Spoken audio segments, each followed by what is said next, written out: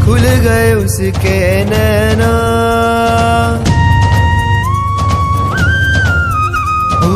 जग की माया छोड़ के पल में विरती में अब रहना। हो गुरुवर का आशीष मिल जाए, धरती अंबर सब झुक जाए। गोयम बने वीर मिले, मंत्राधिराज में स्थान मिले। भानु सम तुझ संयम उजड़े, कृपा विरत तुझ पर बरसे। प्रभु वचनम हृदय बसे, पाप रहित तुझ जीवन बने। गुरु वचनम तुझ प्राण बने, सिद्धि बस एक कदम रहे।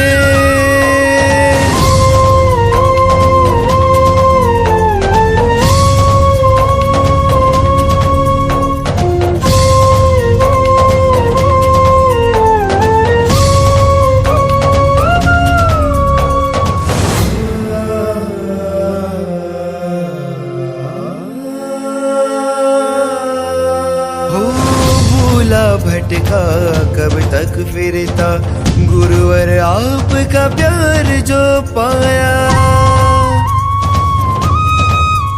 ओ वीर वेश धरने का अवसर, भाग्य में मेरे आज है आया। लोचाधिक कष्टों को सहकर, गुरुवर का चलो हाथ पकड़ कर।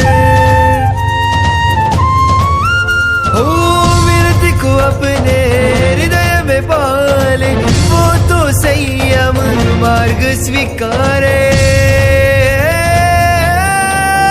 गोयम बने वीर मिले, मंत्राधिराज में स्थान मिले।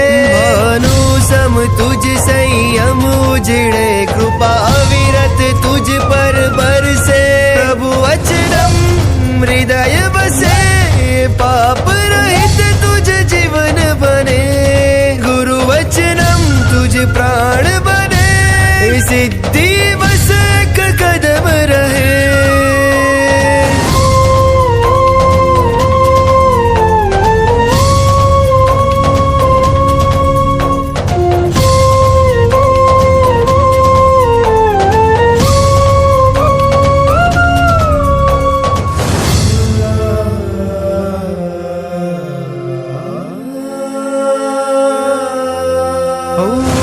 जो हरण अब मिलने वाला, आज तो उत्सव आंगन आया।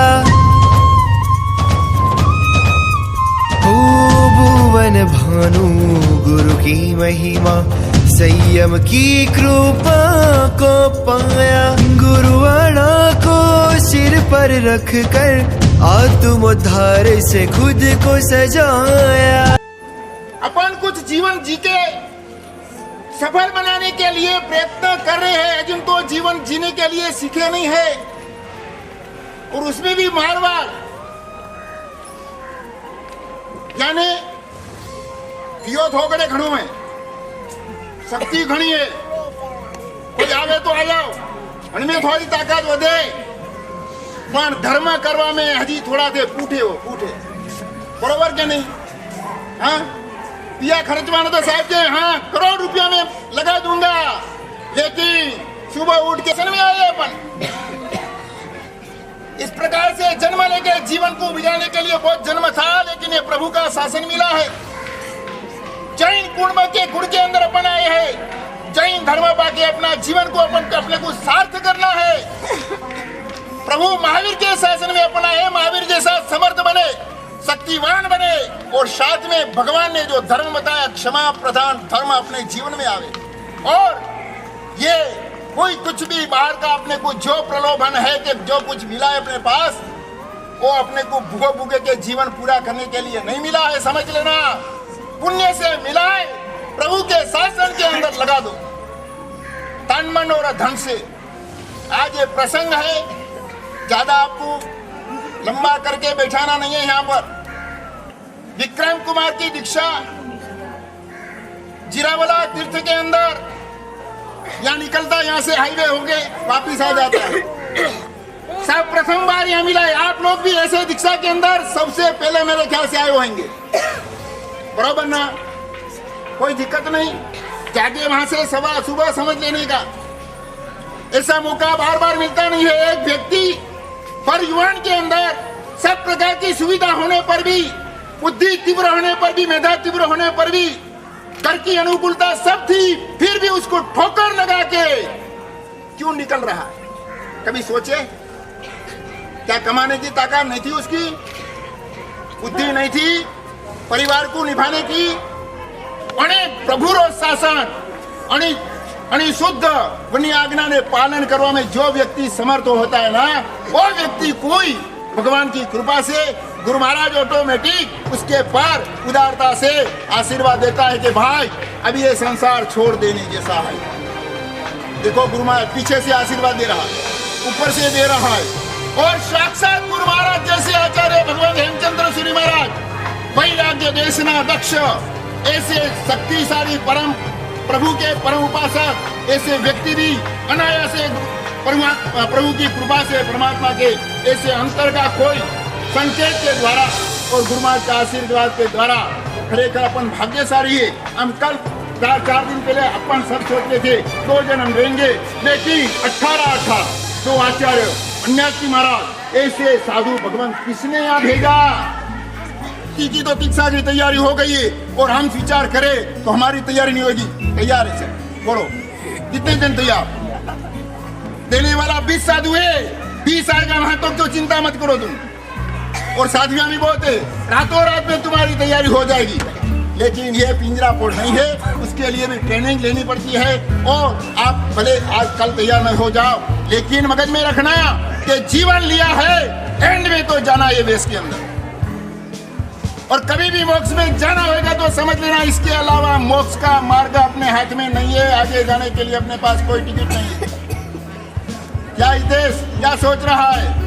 हाँ, तो आप ख्याल रखना कि ये एक भाव मिला है, प्रभु का शासन मिला है, शक्तिशाली बुद्धिशाली आप लोग हो। सोच के कल मनोमन का संकल्प तो कर लेना कि भले आज नहीं तो कल, लेकिन हमको भी विक्रम जैसा विक्रम करके जीवन को सफल बनाना है। आप लोग दीक्षा के अंदर आए हो, आज जुलूस देखा इसका वर्षीदान का। वर्षीदान यानी क्या? बस छोड़ देने का। भगवान जब दीक्षा लेने के लिए तैयार होता है, 1 साल पहला लोकांती देव उनको विनती करते हैं कि आप प्रभु के धर्म को खिलाओ, यानी प्रकट करो, यानी हमको बताओ। तो 1 महीना भगवान वर्षीदान देता है। 1 महीने में 1 वर्ष तक, 1 वर्ष में 1 प्रथम पहर में। तो इस प्रकार से ये सिलसिला वहां से चली है।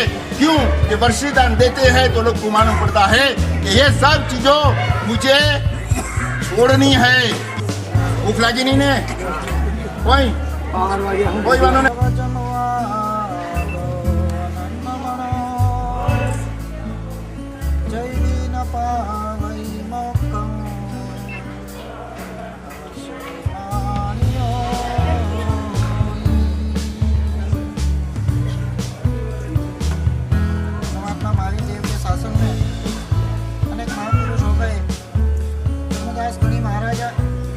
भगवान महावीर परमात्मा के समय में हुए उपदेश माला ग्रंथ की उन्होंने रचना की।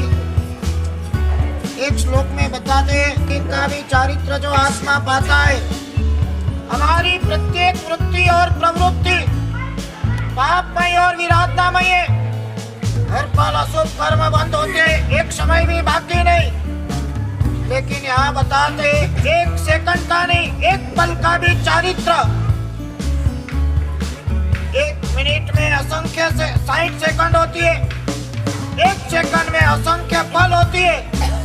और 1 पल का भी चारित्र और अनन्य मनस्क से, यानी उपयोग पूर्वक अप्रमत्त भाव से और निरासंस भाव से जो चारित्र पाला जाता है, उसका फल क्या?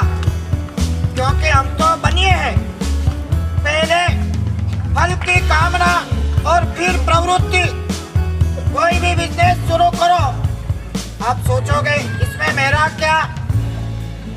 कोई भी बिजनेस मेरा क्या, मुझे कितना मिलेगा, मुझे क्या मिलेगा, ये हम पहले सोचते। चारित्र के लिए भी हम सोचते, चारित्र की पालना। मैं आपसे पूछना चाहूंगा, संसार चलाना कष्टमय कि संयम की पालना कष्टमय? ज्यादा कष्ट किसमें है? हाँ साहब, बोलो बोलो थोड़ा। आज तो चीनी 40 हो गई, दाल 100 रुपये हो गई, दूध नहीं है, ये है, महंगाई बढ़ गई। क्यों चिल्लाते हो? आज के दायरे में देखा जाए व्यवहार से भी, तो भी संसार चलाना बहुत मुश्किल हो गया। चारों ओर देखो, कहीं सुरक्षा नहीं, कहीं अपनी चलती भी नहीं। महंगाई देखो, मंदी देखो, मांदगी देखो, चारों ओर संघर्ष देखो और स्वार्थ देखो। इसके अलावा संसार में है भी क्या? हमको तो लगता है भगवान ने बहुत सही समय पर हमें चारित्र देकर ये संसार से उगार लिया। आज हमें लगता है कि हम बहुत सुखी हैं। 40-50 साल की मैरिज लाइफ के बाद आपको लगता है कि आप सुखी हो? आप नहीं सुनते। 50 साल की मैरिज लाइफ के बाद आप सुखी हो? हम सीने पर हाथ रखकर कहते हैं हम बहुत सुखी हैं। भगवान ने हमारे पर बहुत बड़ी करुणा की, ये चारित्र का प्रदान कर हमें निश्चिंत कर दिया और भव भव का पुण्य बांधने का एक पुण्य अवसर हमें भी मिला। यहाँ की प्रत्येक पल अपूर्व कर्म निर्जरा कराती है और अपूर्व पुण्य का बंध कराती है।